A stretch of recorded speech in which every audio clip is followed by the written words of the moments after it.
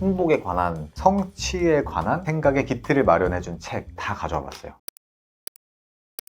저는 인생을 두 가지로 바라보거든요. 첫 번째가 행복이고 두 번째가 성취예요. 그래서 오늘은 총 두 명의 작가를 소개를 해주려고 하는데, 첫 번째가 서은국 교수님이고 두 번째가 이나모리 가조. 서은국 교수님은 연세대학교 교수님이시고요. 이나모리 가조는 일본의 엄청 유명한 교세라라는 기업이 있어요. 매출액이 1조엔 아마 뭐 지금 더 됐을 거예요. 그런 분이라서 좀 소개를 시켜드리려고 하고 있고, 먼저 전 성취보단 행복이 우선이라고 생각하거든요. 행복해야 성취할 수 있다. 이 책 같은 경우는 혜인님한테 만난 지 3일 만에 첫 책으로 선물을 해줄 정도로 귀한 책인데, 제가 앞에 뭐라고 썼냐면, 내 인생의 가장 큰 행운인 혜인이가 인간이 가장 행복해하는 순간들을 나와 매일 느끼길 바라는 마음으로. 저는 행복이라는 게 돈을 벌어야지, 내가 쓴 책이 잘 돼야지 더 행복해질 거야 라는 생각들을 어마어마하게 쌓아가고 있었던 사람이었거든요. 근데 이 책을 보고 그냥 그게 와르르 다 무너지고 행복의 기틀을 그냥 마련해 준 건데, 결론은 인간은 100% 동물이다. 우리가 원시시대 때에 생존하고 번식하려고 했던 그 모습 그대로 우린 그냥 남아있는 거다. 여기에 핵심적인 내용이거든요. 결국엔 사랑하는 사람이랑 맛있는 걸 먹는 게 인간의 행복의 기원이라는 거예요. 근데 비교를 하게 되니까 자꾸 다른 사람 것들을 여기 끌어오게 되면서 뭔가 불행하다 느낌들이 드는데, 그게 아니라 사실 행복은 성취도 아니고 남과의 비교도 아니고 사랑하는 사람이랑 맛있는 거 먹는 거, 그게 행복이야. 모두가 한 번씩 꼭 읽어봤으면 좋겠다. 저는 이거 읽고서 사고 방식이 아예 달라진 거는, 엄청나게 힘들 때도 있잖아요. 고민을 이제 해보는 거예요. 내가 만약에 원시시대에 있었다면 스트레스 어떻게 해소를 했을까? 전 뻔하거든요. 이 불안과 이 스트레스는 당연한 거예요. 왜냐면 허허 벌판 같은 그런 자연 속에서 내가 살아남으려면 계속 긴장을 늦추지 않고 있어야 되거든요. 지금은 너무 편안해진 생활들을 살다 보니까 그게 조금만 와도 약간 엄청 신경이 막 곤두서고 이런 거죠. 내가 만약에 원시시대에 한 마리 동물이었으면 이거 당연한 거 아닌가? 이걸 일단 받아들이려고 노력을 하고, 예를 들어 우리 집 머랭이가 어떤 순간에 행복해하지? 어떤 순간에 행복해해요? 잘 때 스킨십 하거나 교류하거나 할 때 꼬리 엄청 흔들고, 또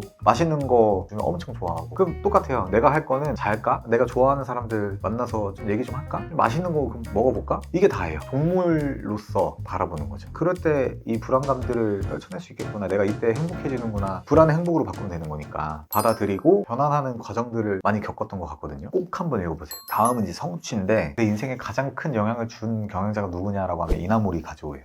다 이나모리 가지고 책인가요? 네, 다 이나모리 가지고 책이고, 어떻게 살아야 하는가, 왜 리더인가, 왜 일하는가, 이 세 권을 달달 외울 정도로 봤었고, 다 접어놨던 것들.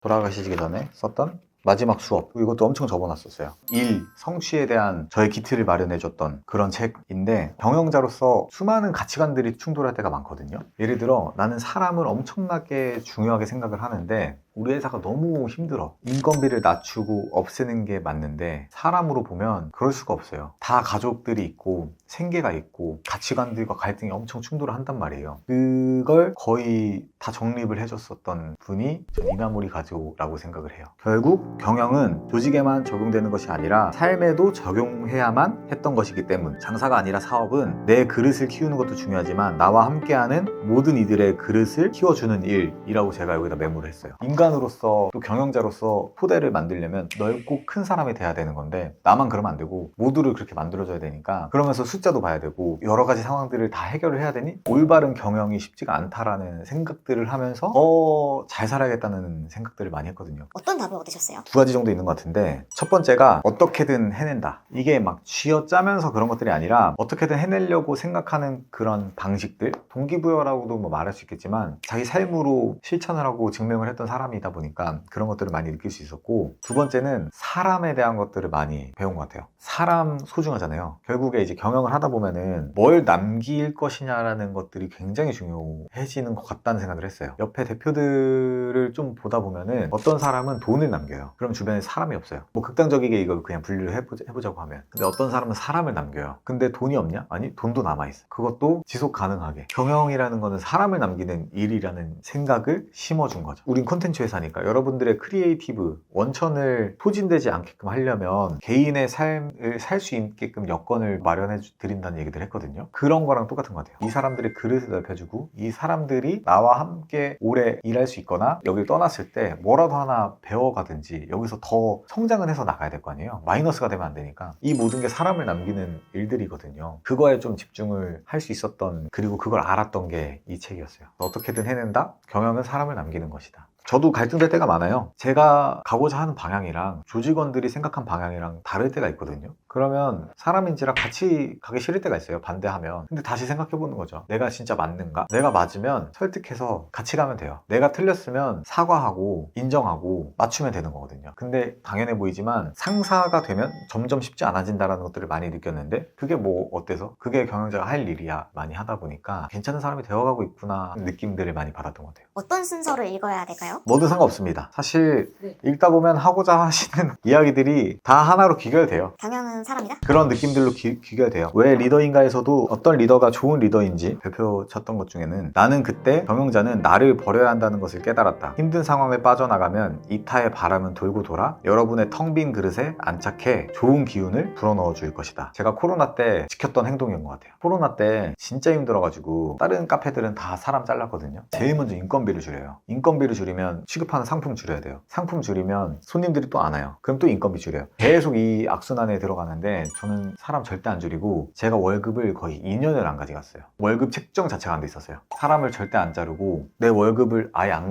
가져가더라도 그렇게 해야 된다는 생각했던 게 이런 것들에서 좀 비롯됐던 것 같아요. 그 사람들은 제가 월급 안 받은지는 몰라요. 근데 어려운지도 몰랐어요. 직원들은 이걸 밝히면 우리 회사 어렵다고 하면서 여러 가지 마음이 들 거 아니에요. 불안하다는 마음도 들 수도 있고 여기 빨리 탈출해야 될 마음이 들 수도 있고 근데 그걸 밝히지 않았고 전 어떻게든 일이 돼야 되게끔 한다라는 생각들이 강했기 때문에 저한테 있었던 것들은 다 줄였던 것 같아요. 어떻게 보면 이타의 마음인 거잖아요. 조직을 위해서 가장 먼저 헌신해야 되는 게 전 경영자라고 보니까 그때 있었던 사람들 지금 남아 계신 분 엄청 많거든요. 뭐 6년 이렇게 같이 하신 분들도 계시고 그런 부분들이 이 얘기랑 똑같은 것 같아요. 텅 빈 그릇에 좋은 기운을 불어 넣어주고 있거든요. 지금 이게 계속 선순환이에요. 계속 그릇이 커져요. 모두의 그릇이. 대단한 게 아니라 보고 배운 거예요. 행복도 보고 배우고 성취도 보고 배우고 그래서 삶에도 적용해보고 근데 이 사람들 했던 게 맞더라. 돌아가셨다 했잖아요. 이제 이 사람은 없어요. 근데 이 사람처럼 살고 싶어하는 저는 남아있거든요. 이 이야기들이 계속 돌고 도는 거죠. 이런 게 저는 책의 엄청난 큰 가치이자 묘미인 것 같아서 출판을 놓을 수 없는 것 같고 아무튼 저한테는 행복과 성취 가장 큰 영향을 줬던 작가이자 책 좀 소개를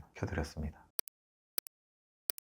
어떻게 살아야 되지? 왜 사야지? 이런 고민들을 하다 보면 책 제목이 나한테 말을 걸 때가 있어요. 그럼 그 책을 골라서 한번 읽어보는 거죠. 별론데? 하면 그냥 접어놓고 다음 책들 한번 읽어보다 보면 갈피들이 잡히고 내가 스스로 생각을 정리하고 그런 삶들을 저는 추구하고 있기 때문에 좋아 보이면 같이 해보시면 어떨까 이런 생각들을 합니다.